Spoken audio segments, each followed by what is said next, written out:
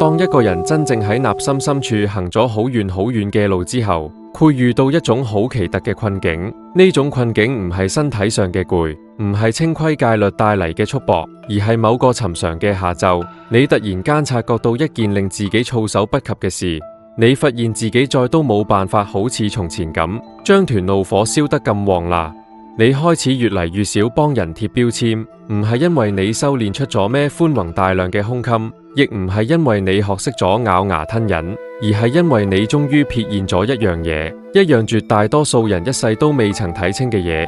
啲曾經令你傷痕累累嘅人，啲令你齒冷、令你嬲到震、令你百思不得其解嘅人，佢哋並唔係真係喺自由咁選擇傷害你，佢哋不過係被各自命運嘅河流裹挾住，身不由己咁衝撞到咗你嘅岸邊。呢番話乍聽之下，好多人會本能咁抗拒，覺得呢個係幫施害者揾藉口，係一種精神上嘅退縮，係將隻涼骨抽走之後嘅自我安慰。但請你先唔好急住合觀定論，因為真正能喺你心底掀起巨浪嘅，從來唔係啲你一聽就點頭嘅粵話，而係啲你最初想推開，最終卻被佢徹底穿透嘅教悟。佛經入面有一段話，幾乎所有接觸過佛法嘅人都曾經鬥到過，大意係講世間一切生命嘅納理都蘊藏住一種圓滿清淨嘅本性，只係被層層遮障複合住咗，所以顯現唔出嚟。每一個人，包括個曾經將你傷得最深嘅人，佢嘅深處都有一片澄明，但片澄明被咩遮住咗呢？被恐懼遮住，被執念遮住，被啲從未被妥善療癒嘅舊傷遮住。你同佢之間嘅分別，唔在於你比佢高貴，而在於你此刻正行緊一條願意向外探尋嘅路，而佢仲未揾到個入口。般若心經入面有一個動作，成日被人忽略，人哋總係將目光投向空呢個字，反覆琢磨咩係色，咩係受想行識，咩係空嘅本質。但真正關鍵嘅係個觀照嘅動作本身。觀照唔係用力咁盯住睇，唔係帶住預設嘅列論去審視，而係用一種清澈嘅唔帶任何企圖嘅光去映照事物原本嘅面貌，就好似一面乾淨嘅鏡，佢唔評判唔思算，只係如實咁呈現。當你能夠咁樣觀照自己，你先有可能咁樣觀照別人。呢個就係納心修行最深處埋藏嘅個秘密。當你真正去到度，你唔會再追問佢點解要咁樣對我，你只會安靜淡體驗，原來佢係沿住咁樣一條路，一步一步行到咗個位置。呢個唔係原諒，唔係放棄你嘅立場，而係你終於睇穿咗生命喺每一個人身上留低嘅啲無法閃避嘅印記。喺展開呢個故事之前，我想邀請你喺心入面靜靜咁種落一粒種子。眾生皆喺各自嘅風雨中跋涉，而我願喺自己嘅路上好好行。呢個唔禪只係一句碎話，佢係一個方向，一個頻率。當你真心種落佢，佢終將喺某個時刻回響喺你嘅生命入面。好，等我哋行入故事。從前有一個叫衛朗嘅後生仔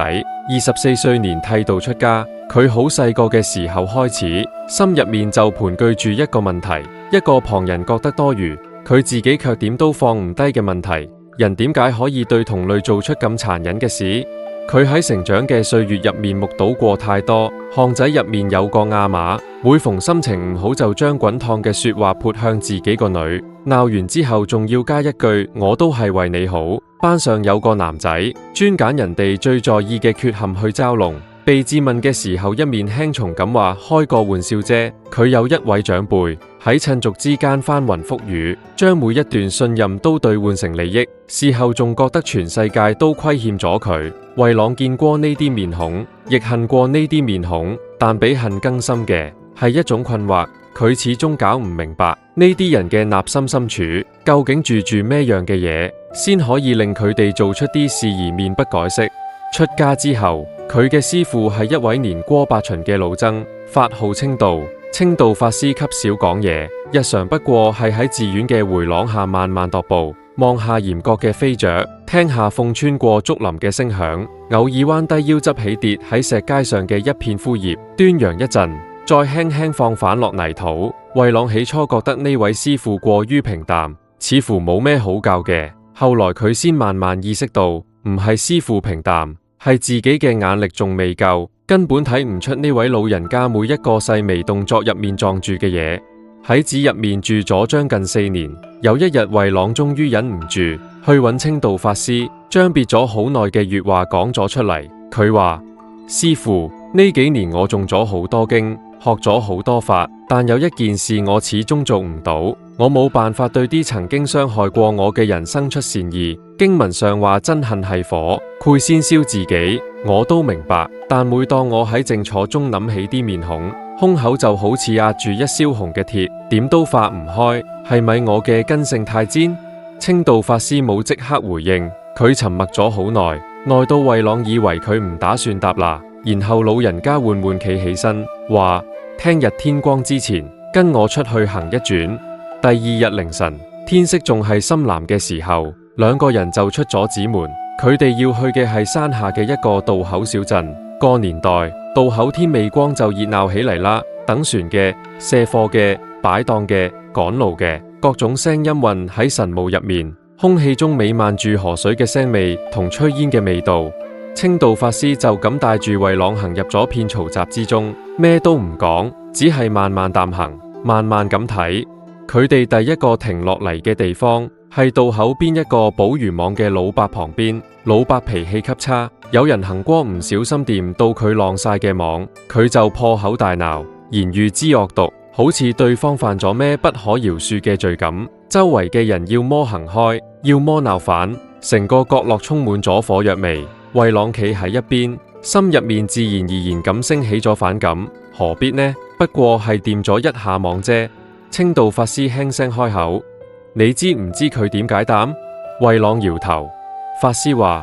佢7歲年，老豆出海冇返嚟，阿嫲改嫁之後，繼父將佢當牲口啖屎。佢由細到大，從來冇人好好同佢講過一句粵話，佢聽到嘅全部係呵斥、嫌棄、偶趕。所以佢學識嘅唯一一種同人相處嘅方式，就係先將所有人推開。佢唔係喺鬧人，佢係喺做佢呢世人唯一學智嘅件事，喺人哋傷害佢之前，先豎起刺嚟。慧朗望向個老伯，一時間喉嚨發緊，講唔出嘢。佢哋繼續向前行，行到一間賣草藥嘅鋪頭前，鋪頭嘅主人係個中年女人，面容冷淡。有人嚟問價，佢愛答不理；有人多問兩句，佢就唔耐煩咁揮手叫人走，成個人好似一堵牆，將所有善意都當喺外面。清道法師又開口啦：你覺得佢係咩樣嘅人？慧朗話：覺得佢好凍，好似呢個世界同佢冇關係咁。法師話：佢22歲嘅時候，唯一嘅仔病死喺佢懷入面，佢抱住個細路坐咗成晚。天光嘅時候，佢將細路放低。由陣之後，佢再都冇對任何人露出過笑容。唔係因為佢唔想笑，係因為佢覺得，如果佢再對咩人咩事投入感情，命運就會再一次將樣嘢由佢手入面奪走。佢將冷漠嘅面，唔係面，係佢用咗20年先砌起嚟嘅一道牆。牆入面住嘅係一個到依家仲喺度抱住個仔嘅阿嫲。慧朗覺得胸口有啲嘢開始蟲動咗，好似一凍咗好耐嘅冰，邊緣開始滲出水嚟。個上晝，佢哋喺小鎮入面行咗好耐。清道法師每喺一個人面前停低，就會用極輕嘅聲音講出個人身後嘅一啲嘢。講個成日佔鄰居便宜嘅婦人，佢細個嘅時候屋企赤貧，阿嫲為咗令佢活落嚟，教佢嘅第一件事就係攞得到嘅時候一定要攞，因為你唔知聽日仲有冇，總歸佛咁刻入咗佢嘅骨入面。即使後來日子好咗，隻手仲係會唔由自主咁伸出去。講過對老婆從來唔講一句溫柔粵話嘅丈夫，佢老豆一世沉默寡言。喺佢嘅認知入面，男人表達感情係一種軟弱，佢唔係唔愛，佢係從來未見過愛可以用柔軟嘅方式講出嚟。一個上晝，慧朗幾乎冇開過口，佢只係跟住行，跟住聽。胸口燒紅嘅鐵，唔知幾時開始，溫度開始變咗，唔係冷卻，而係變成咗另一種質地，由灼燒變成咗某種沉甸甸嘅，講唔清係咩嘅感覺，好似酸楚，好似無奈，又好似一種唔知擺喺邊度嘅心痛。行到小鎮盡頭，渡口邊有一棵老榕樹，氣根垂落好似廉淡。清道法師喺樹下嘅石頭上坐低，示意慧朗都坐。老人家第一次主動問佢：而家你心入面係咩感覺？慧朗沉默咗好耐，然後話：我唔確定，我覺得我嘅恨仲喺度，但佢旁邊多咗一樣嘢，將佢擠得冇咁脹啦。法師點點頭：你知唔知樣嘢係咩？慧朗諗咗好耐，搖頭。法師話：樣嘢叫做體驗，唔係原諒，唔係接納，唔係認同，就只係睇見。當你真係體驗一個人係由邊度嚟嘅，體驗佢身上每一道疤係點刻上去嘅，你嘅恨就會自然咁失去佢腳下嘅地面，因為恨需要一個前提，佢本來可以唔咁，但佢偏偏選擇咗咁。但當你體驗咗因緣，你就會明白，佢根本冇選擇嘅餘地。慧朗聽到呢度，眼眶發熱，佢問：咁如果佢根本冇得揀，佢傷害我呢件事，算咩？法師停咗一下，話：算佢嘅苦，亦算你嘅苦，兩份苦喺同一個路口相遇咗，唔係對決，係兩個被各自嘅河流推住行嘅人，喺同一礁石上撞到咗彼此。日下晝返到寺入面，慧朗喺自己嘅禪房入面坐咗好耐，窗外嘅光由明亮嘅金色一啲一啲沉落去，變成暮色嘅灰藍。佢開始回想啲年入面佢最恨嘅啲面孔，個將佢當牲口啖屎嘅長輩，個專門喺傷口上撒鹽嘅同窗，個喺趁俗間翻手為雲覆手為雨嘅人。佢以前從嚟冇諗過要去追問佢哋由邊度嚟，佢覺得個唔重要，重要嘅係佢哋做咗咩，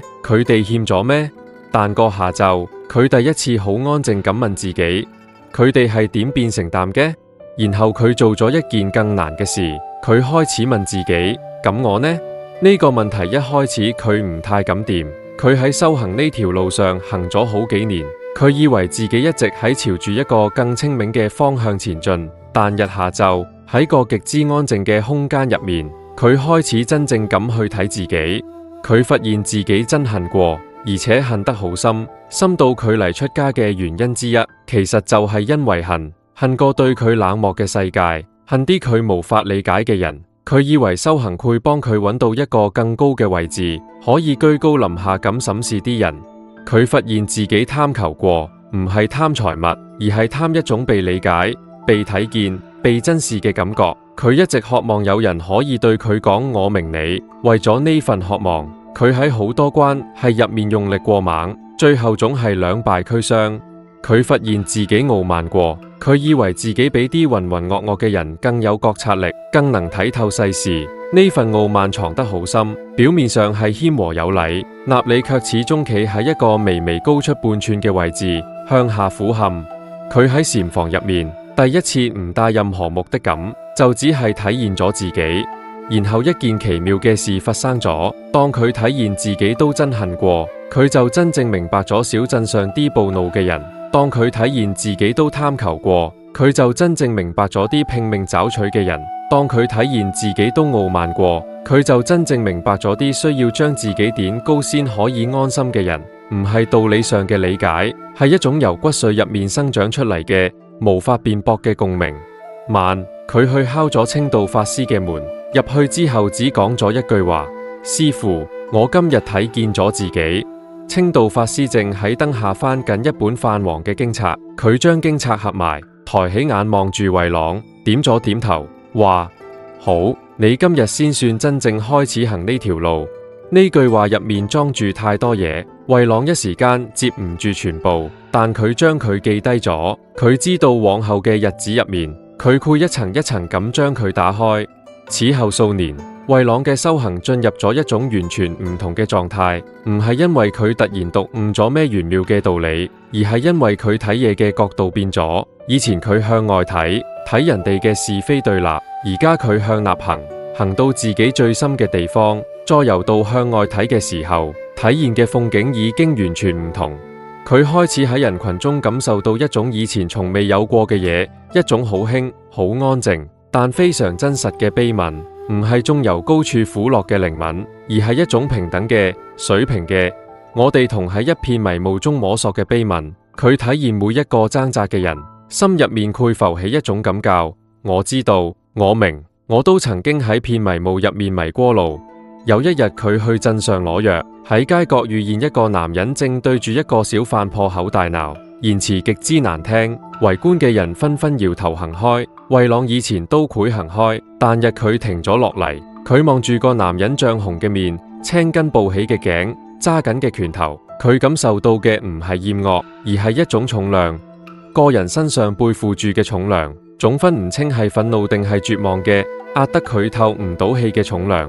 佢冇上前，冇講咩，佢只係安靜咁企喺度，喺心入面對個人講：我睇見你啦。然後佢轉身繼續行。呢件事佢冇同任何人提起，但佢知道自己內心深處有啲嘢已經徹底唔同咗。佢終於完整地理解咗清道法師日喺榕樹下講嘅說話嘅全部含義，唔係原諒，唔係妥協，唔係認為啲傷害彌足輕重，而係你終於睇穿咗場傷害背後嘅成條脈絡。當你真係睇穿咗，你就唔需要再同個劇本較勁啦，因為你知道個劇本唔係佢寫嘅，佢都係被寫入去嘅角色，就好似你一樣。一年衛朗32歲，佢後來話，佢修行中最重要嘅時刻，唔係持戒，唔係入定，唔係任何高深嘅法門，而係一個清晨跟住一位老僧行過一個渡口小鎮，隱明白咗每一張面孔背後嘅條泥路。我哋頭先跟住衛朗行過咗個小鎮，跟住佢坐入咗間禪房，陪佢體驗咗自己內心深處啲藏得極深嘅嘢。個故事入面有一個至關重要嘅轉折，當佢將目光由人哋點解淡轉向我自己都曾經如此嘅一刻，佢同成個世界嘅關係就徹底改寫咗。但呢個轉變嘅背後，有一套佛法中講得極為透徹，卻好少有人真正消化過嘅絲庸邏輯。理解呢套邏輯，先可以令眾體驗唔只係一時嘅感動，而係一種能夠喺日常生活中真正支撐你嘅洞察力。佛法對人類行為有一個最根本嘅解釋框架，核心意思係世間一切現象都係由無數條件交匯而生嘅，冇任何一件事、任何一個人係憑空出現、孤立存在嘅。同時喺啲條件之下，並唔存在一個固定不變嘅，本質上就係惡嘅自我。呢個對於理解人同人之間嘅關係有一個極為關鍵嘅含義。冇人天生就係胚人，冇人嘅本質就係種人。佢今日呈現出嚟嘅樣，係佢所有生命經歷喺此刻嘅綜合列果。佢嘅原生家庭係一個條件，佢成長中嘅創傷係一個條件，佢曾經遭受嘅背叛係一個條件，佢從未被滿足過嘅需要係一個條件。呢啲嘢層層疊加喺呢個時間節點上，推演出咗你而家睇見嘅個佢。呢個唔係喺講所以佢冇責任，因果之中並非冇責任，而係責任呢件事遠比我哋日常認知中眾簡禪嘅邊個啱邊個錯要複雜得多。佢向前延伸嘅鏈條遠遠超出咗我哋習慣性嘅二元判斷所能複合嘅範圍。佛法中仲有一個概念，比習慣更深、更隱蔽、更難以撼動。佢係一個人喺無數次經驗同反應中慢慢形成嘅自動運作模式，深植於意識嘅底層，連本人都未必察覺得到。有人見到比自己弱小嘅就會欺壓，唔係因為佢喺一瞬間做咗一個我要做壞人嘅決定，而係因為佢內在嘅模式話俾佢聽，強者先安全。所以欺壓係一種本能嘅自保反應。有人一旦感受到親密就會逃離，唔係因為佢唔渴望愛，而係因為佢嘅深層模式入面，親密等於危險，等於終將失去，等於自早被傷害。經典入面有淡嘅意思，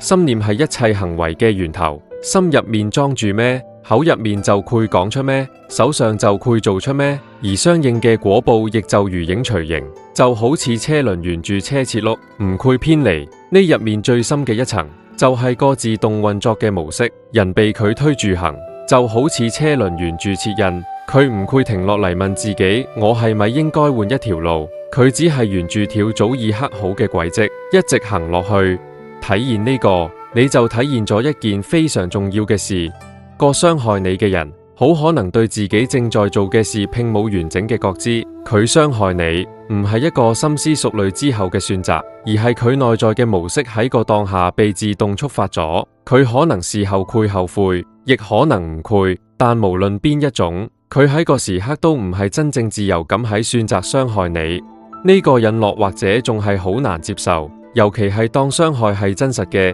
代價係沉重嘅時候。但呢度有一個極為關鍵嘅勾分，體現佢係被無色推住行嘅，唔係喺幫個傷害辯護，而係喺幫你自己由佢應該唔敢嘅執念中行出嚟。因為恰恰係個執念，先係令你嘅痛苦始終無法消散嘅根刺。佛法中講人心有5種根本嘅遮障：貪、嗔、癡、慢、疑。呢5種心理狀態，幾乎係人類所有苦難行為嘅源頭。慧朗喺禪房入面個下晝發現嘅，正正係呢個。佢憎恨過，佢貪求過，佢傲慢過，佢懷疑過，佢執迷過。而當佢喺自己身上體現咗呢5種遮障嘅影子，佢就再都冇辦法扮啲做出同樣事情嘅人係另一個物種啦。貪唔只係貪財，佢係一種對確定感、對安全感、對被愛嘅深層渴求。當呢種渴求變成找取，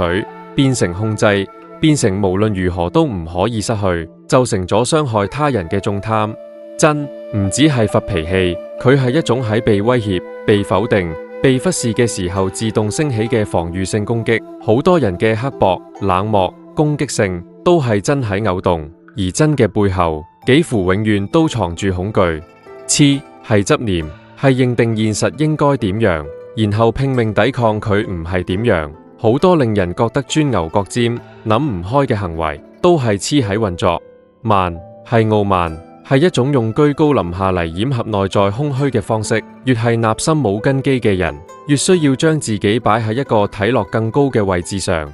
疑係根本性嘅唔信任，對世界、對他人、對自己嘅唔信任，令人永遠處於一種焦慮嘅防禦嘅狀態中，無法安歇。古德有言，如果一個人並非出於真正嘅自由意志嚟傷害你，而係被佢自身嘅恩怨所誘使，咁對此耿耿於懷，又有咩意義呢？呢度嘅並非自由意志，唔係話佢完全唔知自己喺做咩，而係話喺啲恩怨嘅推動之下，佢實際上並冇我哋想象中咁大嘅選擇空間。呢個係佛法對人類處境最深嘅悲憫，亦係最具顛覆性嘅洞察。當你真正接受咗呢個視覺，你同所有人際關係嘅相處方式都會發生變化。你唔會停止有感受，唔會停止有界限，但你會開始勾分兩件事。呢件事令我受傷係真實嘅，佢係一個胚人，係我附加上去嘅判斷，而恰恰係後面呢個判斷，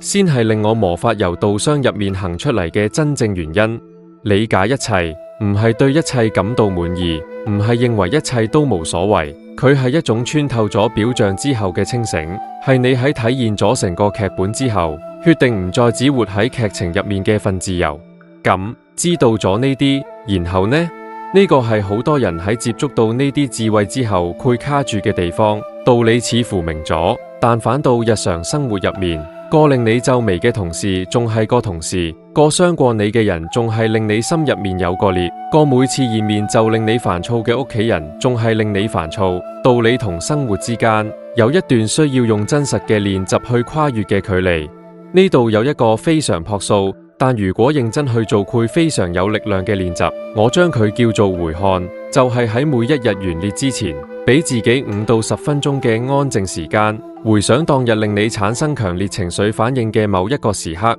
憤怒、委屈、焦慮、極度不安，任何一種都得，然後問自己3個問題：呢個情緒令我諗到咗咩？佢喺我過去嘅經歷入面，有冇一個更早嘅根源？我對個引發我情緒嘅人，有咩係我仲未體驗嘅？第3個問題唔需要答案，唔需要解決方案，只係睇。呢個只係睇嘅動作本身就係修行。你喺練習嘅係將注意力由佢點解淡讓對我移到我內心入面被觸動嘅係咩，然後再慢慢延伸到佢嘅背後有咩係我仲唔知嘅。每日做5分鐘，持續1個月，你會發現你對人嘅反應開始有咗一個微小但真實嘅變化。喺情緒同反應之間多咗一個空間，一個令你可以選擇點樣回應嘅空間，而唔係被情緒推住自動做出反應。另一個可以帶入日常嘅練習，嚟自藏傳佛教嘅傳統，原本嘅修法層次好深，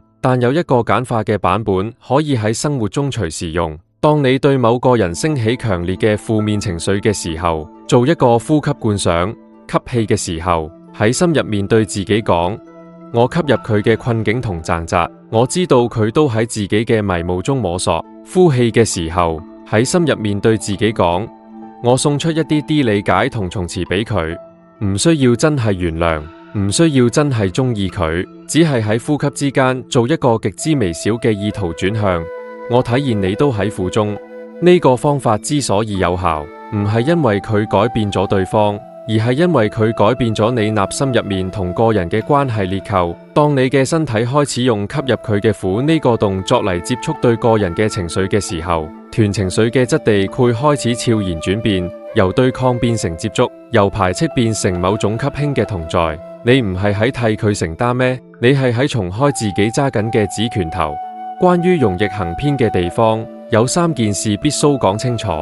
第一，理解唔等於軟弱，更加唔等於冇邊界。你可以完全理解一個人點解會傷害你，同時非常清晰咁話俾佢聽，呢個行為唔可以再發生。呢2件事衝嚟唔矛盾。修行唔係要你變成一個冇感受、冇立場，任何人都可以隨意踐踏嘅人，而係令你喺有感受、有立場嘅同時，唔被仇恨劫持。第二，慈悲唔係壓抑。好多人將修行理解成將情緒硬生生按落去，忍住唔發作，然後幫呢種壓抑貼上一個慈悲嘅標籤。但個唔係慈悲，個係內傷。長期壓抑嘅結果唔係解脫，係潰堤。真正嘅慈悲係你喺真實咁感受到個情緒之後，選擇咗一個唔係出於本能反應，而係出於清醒覺知嘅回應方式。第三，用因果嚟理解一切，唔係喺講所以我咩都唔使做，咩都唔使改變。恰恰相反，當你睇清楚咗因果嘅脈絡，你行動嘅出發點會完全唔同，唔係出於恨，唔係出於恐懼，而係出於一種更清醒、更穩定嘅意圖。由恨出發嘅行動同由清醒出發嘅行動，哪怕外在形式相同，內在嘅品質同最終嘅走向截然不同。將呢啲用喺你生活入面個最難相處嘅人身上，個你最唔想去理解嘅人，個你覺得佢根本唔配被理解嘅人，試下問一次，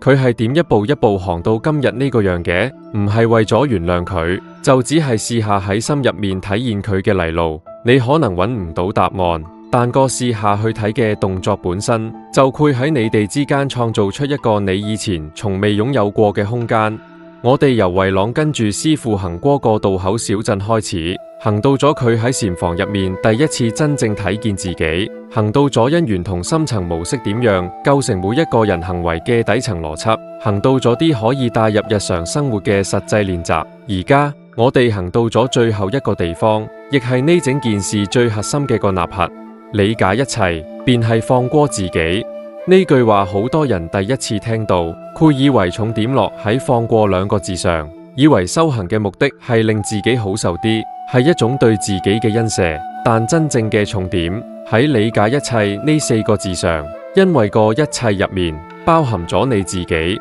你理解咗他人，唔只係因為你嘅心變柔軟咗，而係因為你喺自己身上體驗咗佢。你喺自己嘅貪求入面睇見咗佢嘅找取，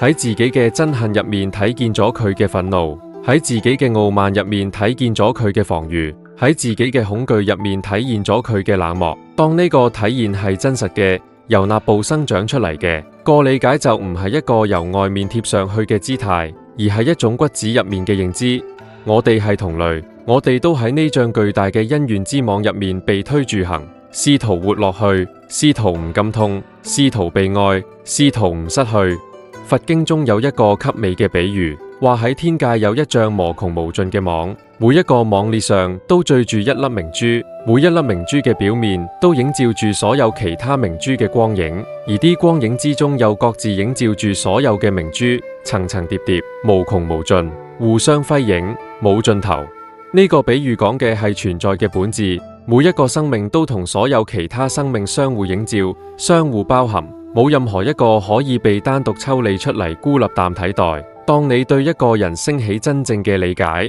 你唔只係理解咗佢，你同時亦映照咗自己，亦映照咗成個人類喺苦難同掙扎中嘅共同處境。呢個就係點解佛法話慈悲眾生即係圓滿自心，唔係因為呢個係一句淨嘅格言，而係因為障網嘅裂構本來就係如此。你照現得越多，你自己亦就越完整。但呢度有一個最後嘅、最深嘅嘢，我想留俾你慢慢去體會。理解唔代表世界變好咗，個令你受傷嘅人可能依然唔會改變。啲推動住佢做出啲行為嘅因緣，唔係你一個人嘅理解就可以扭轉嘅。世界依然係個世界，苦依然係個苦，無常依然係個無常。但你變咗，唔係變成咗一個唔再受傷嘅人，而係變成咗一個當傷嚟到嘅時候，唔再被佢完全淹沒嘅人。因為你多咗一雙眼，睇得見傷背後嘅因緣，睇得見痛背後嘅劇本，